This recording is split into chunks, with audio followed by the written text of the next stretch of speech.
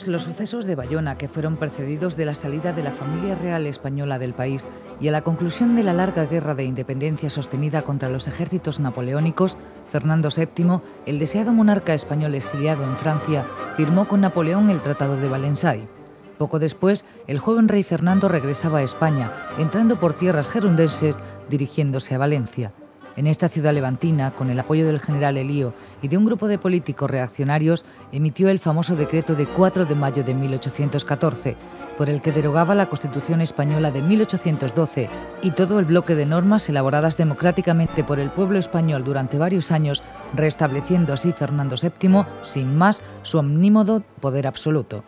Desde este momento y hasta 1820, en el que comenzara el que dio en llamarse el Trienio Liberal, que principió con el pronunciamiento del general Riego en las Cabezas de San Juan al frente de un cuerpo de ejército que iba a partir hacia América, Fernando se lanzó a una lucha feroz con los liberales. Por razón del golpe militar de Riego, Fernando VII se vio obligado a jurar la Constitución de 1812 y a restablecer las libertades y las garantías a los españoles, si bien éstas iban a durar poco tiempo, solo 3 años comprendidos entre 1820 y 1823. Pero en este último año, por causa de la invasión de los 100.000 hijos de San Luis, enviados por decisión de los gobiernos de los estados de la Triple Alianza, a cuyo frente marchaba el duque de Angulema, al que apoyaban los guerrilleros realistas, el absolutismo más terrible iba a instalarse nuevamente en España. Comenzaba así la que ha dado en llamarse por la historia la década ominosa, 10 largos años durante los cuales la represión fernandina iba a alcanzar los más altos niveles de crueldad. La década ominosa suele caracterizarse por una política de absolutismo extremo y por la preponderancia personal del primer ministro Calomarde y su camarilla, principalmente dirigida por el ministro de Hacienda López Ballesteros, quienes no dudaron en recomendar al monarca el restablecimiento de la Santa Inquisición o, en su defecto, como así fue, en la creación de un cuerpo de policía estatal que habría de convertirse en el duro brazo ejecutor de la represión absolutista, entre cuyas víctimas, que fueron miles y miles, destaca la joven Mariana Pineda. Mariana Pineda nació el 1 de septiembre de 1804 en Granada, en una blasonada casa de la Carrera del Darro, de la unión extramatrimonial de doña María Dolores Muñoz y Bueno, natural de Lucena, y de don Mariano Pineda y Ramírez, capitán de navío retirado, perteneciente a una familia de rancio abolengo originaria de la provincia de Córdoba. Circunstancia esta que motivará el macabro detalle de ser conducida Mariana al cadalso el día de su ejecución por una caballería tirada por una mula y no por un vulgar pollino, extraña deferencia reservada para la gente de noble ascendencia. Mariana fue bautizada en la iglesia de Santa Ana el 2 de septiembre de 1804, con el nombre de Mariana Rafaela Gila Judas Tadeo Francisca de Paula Benita Bernarda Cecilia Pineda Muñoz, según figura en la partida de nacimiento existente en un archivo parroquial. De belleza deslumbrante, cabellos entre rubios y pelirrojos y ojos de color acaramelado, la infancia de Mariana Pineda no fue feliz, dado lo tortuoso de las relaciones entre sus padres, entrelazadas de pleitos por su custodia y por la posesión de unas fincas. De este modo, los litigios entre ellos se sucederían ininterrumpidamente entre ambos hasta la repentina muerte del padre, que ocurría cuando la pequeña Marianita apenas tenía 2 años cumplidos. Pero el fallecimiento del progenitor no serviría para aclarar la situación personal de Mariana, puesto que antes de morir el padre dispuso en su testamento que Mariana quedase bajo la tutela de su hermano José, que inmediatamente se deshizo de ella, dejándola al cuidado del matrimonio formado por José de Mesa y Úrsula de la Presa, personas de confianza de aquel y regentes de un próspero negocio de abacería y confitería en la ciudad que contaba con varias sucursales. En casa de los Mesa, cercana a Plaza Nueva, en aquellos días auténtico núcleo revolucionario de la ciudad, Mariana crecería inmersa en el ambiente político liberal, al que eran proclives sus padres adoptivos.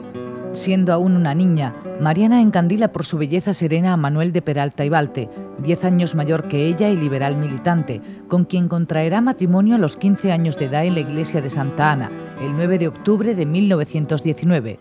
Con Manuel de Peralta, Mariana tendría 2 hijos, José María y Úrsula María, que no habrían de ser, sin embargo, sus únicos hijos, puesto que tras su muerte inesperada quedaría embarazada de otro hombre, dando a luz a su hija María Luisa.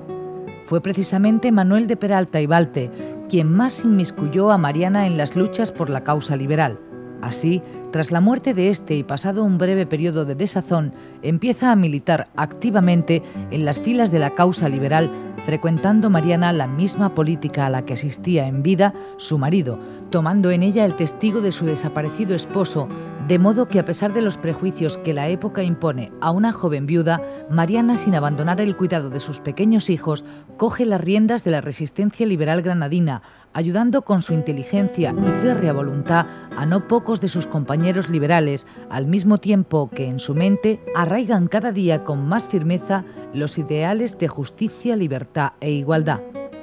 Pronto comenzará el cerco a Mariana por parte del alcalde del crimen de la Chancillería, Ramón Pedrosa, ser abominable y directo responsable del asesinato de Mariana, contra la que previamente dirigirá distintas acusaciones fallidas, con las que no consigue probar de su adscripción y participación en la causa liberal. Será finalmente una delación anónima la que haría desembocar en su trágico final a nuestra heroína, puesto que por consecuencia de ella, el 18 de marzo de 1831, tras un registro en su domicilio, se encontrará en su casa de la calle Águila número 19 un tafetán aún sin terminar de bordar y en el que trabajaba Mariana con las palabras igualdad, libertad y ley, con el que los liberales proyectaban abanderar una rebelión contra Fernando VII.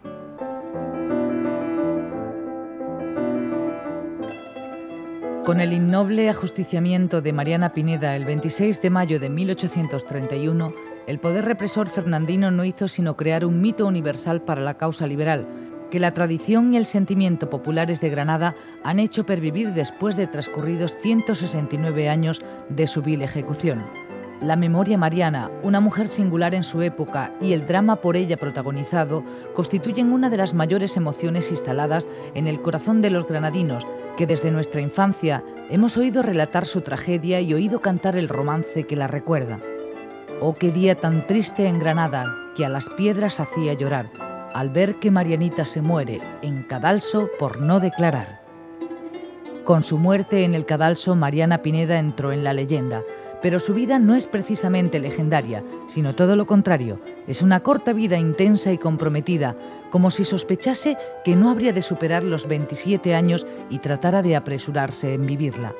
Sometida a un proceso judicial no extenso de irregularidades y que desapareció de la Real Chancillería de Granada a principios de este siglo, en que se trata de recuperar su memoria, Mariana es condenada a morir por el garrote, llevándose a efecto la condena el 26 de mayo de 1831, entre el Campo del Triunfo y la Puerta de Elvira, en el lugar donde hoy se ubica la cruz erigida en testimonio de tan trágico acontecimiento en la Plaza de la Libertad, y un mosaico granadino que recuerda su figura y la viveza inolvidable de su tragedia. El relato del sufrimiento de los últimos días que pasó encarcelada en una lúgubre celda del convento de las Recogidas de Santa María Egipciaca y de los que iba a ser sus últimos momentos de vida, según nos narra su biógrafa, la escritora Antonina Rodrigo, es verdaderamente triste y doloroso, mas si se considera que falló en el último momento un plan urdido por sus compañeros de causa liberal para rescatarla.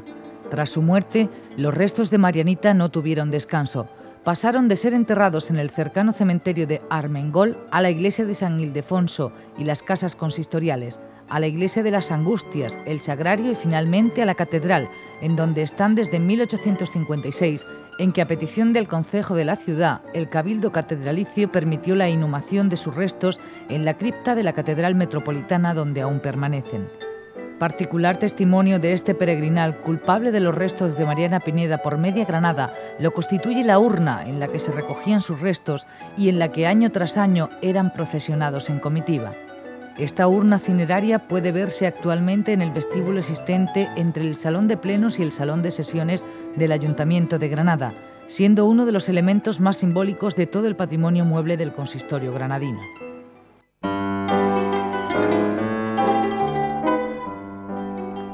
Puede decirse sin temor a errar que Mariana Pineda ha sido uno de los personajes granadinos que más ha inspirado a los escritores como José de Paso, Federico García Lorca o José Martín Recuerda, que crearon importantísimas obras de nuestra literatura inspirándose en ella.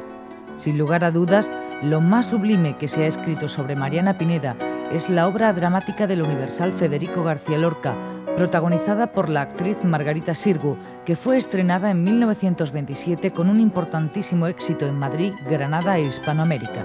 Luego sería encarnada también por otras principales actrices españolas como Marisol o Blanca Estrada, y más recientemente en el tiempo por Carmen Conesa, que en 1998, el 26 de mayo, encarnó el personaje de la obra lorquiana, representada sobre el escenario del remodelado Teatro Isabel la Católica, en el día de su reinauguración.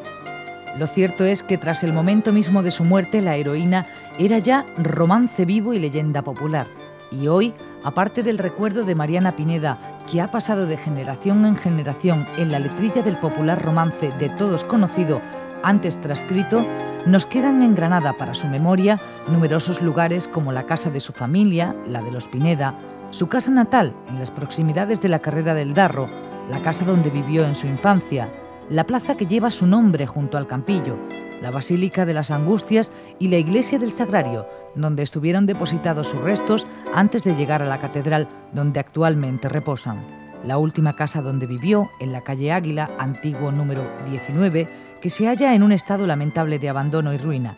En la fachada de este inmueble se conserva una bellísima lápida que hace memoria de la heroína y que fue colocada por el ayuntamiento en 1870. Y, por supuesto, la estatua erigida en su honor en la antigua zona del Campillo, posiblemente el más popular de los monumentos de su género existentes en nuestra ciudad, o la calle existente junto al lateral del ayuntamiento que lleva su nombre.